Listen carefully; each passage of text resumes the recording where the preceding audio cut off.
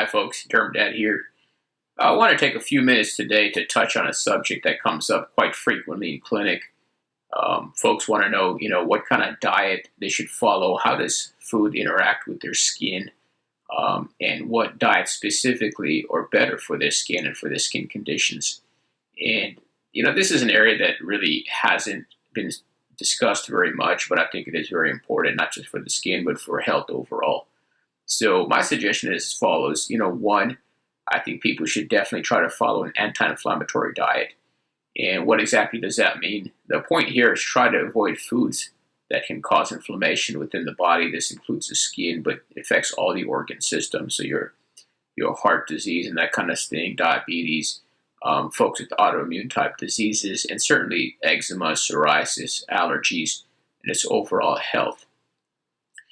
So the number one food that is highly inflammatory is going to be sugar. Processed refined sugar is very inflammatory to the system. My suggestion is just avoid it as a whole. Just avoid sugar, sugar type of products. One can certainly have natural sugar in its natural state. There's a very big difference between drinking, say, an orange juice or some kind of a fake sugar product versus eating an orange, which is full of fiber. It takes your body some time to digest it, and it doesn't cause that insulin spike as the sugar is not readily available. It's also important to note that a lot of sugar that we eat nowadays is actually fructose, and it's high fructose corn syrup, which the body metabolizes completely differently compared to regular sugar. So high fructose corn syrup goes through the liver and can actually cause fatty liver, can cause insulin resistance, and it becomes a downward spiral where people's health deteriorates. They become pre-diabetic, and then diabetic inflammation increases in their body. They tend not to feel well. They don't sleep well. Their body hurts. Your muscle hurts. Your skin disease worsens, as do other areas and diseases. So bottom line is avoid sugar. I wouldn't touch it. I would advise just to avoid it in general, no matter what it is and what it comes in. I would just not eat sugar.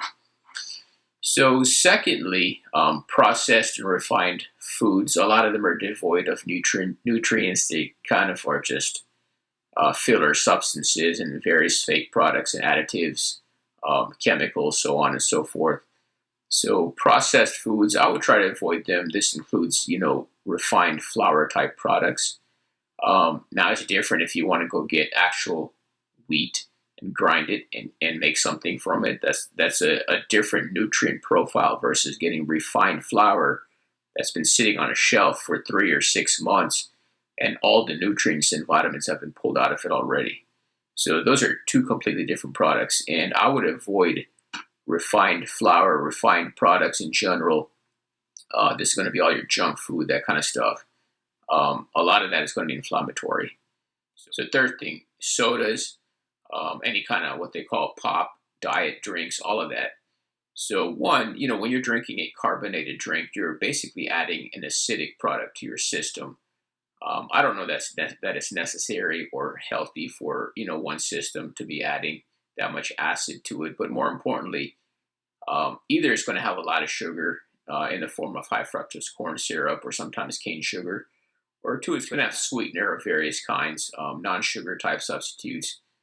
And the point is, it may not have any calories, but it's not the calories that are as critical as the response that it causes in your body. So the fact is, if you're eating a sweetener and your insulin spikes, just like as if you had eaten sugar, then the overall effect on your health is going to be very similar, despite the fact that there's not any actual calories there. But the overall effect is still the same. So my point is, I would avoid all of those, fake sweetener type products, period. And also, the more a person eats sweetener, the more they crave sugar and sweet type foods and drinks.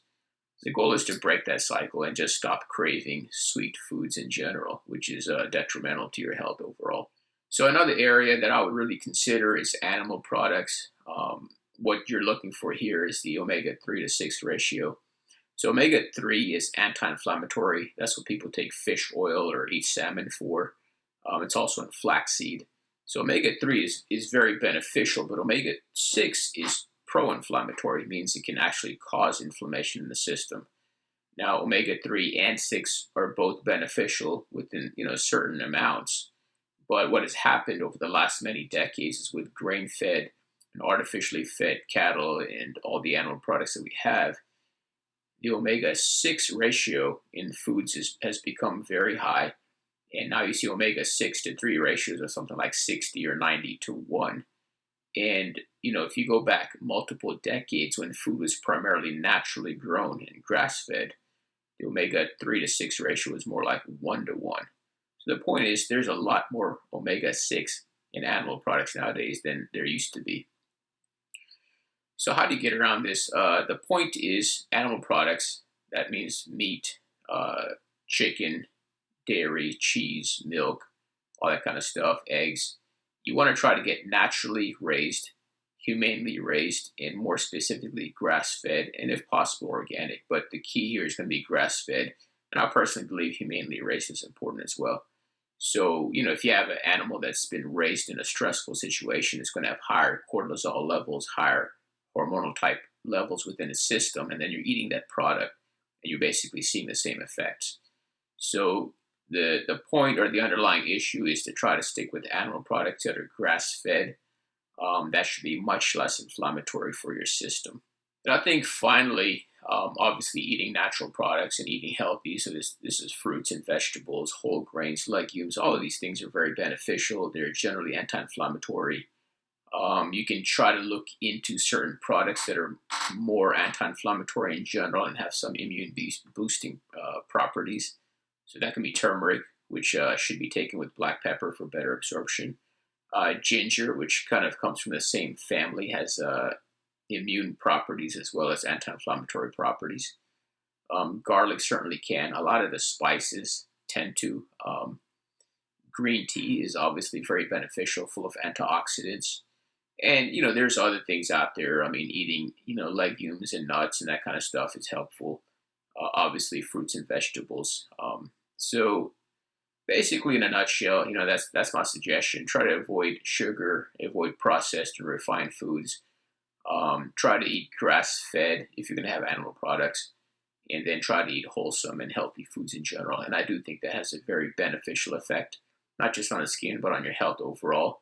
And especially for folks with autoimmune diseases, if you can eat healthier and get off some of those medications, whether it's for your heart, blood pressure, diabetes, autoimmune, other things, that's going to be much better for you in the long run. So hopefully this helps. Definitely shoot me your comments if you have any of your questions. I'd be happy to try to answer them. And if this is helpful, like the video, subscribe if it's something you'd like to do. And hopefully I'll see you back here. Thanks for watching.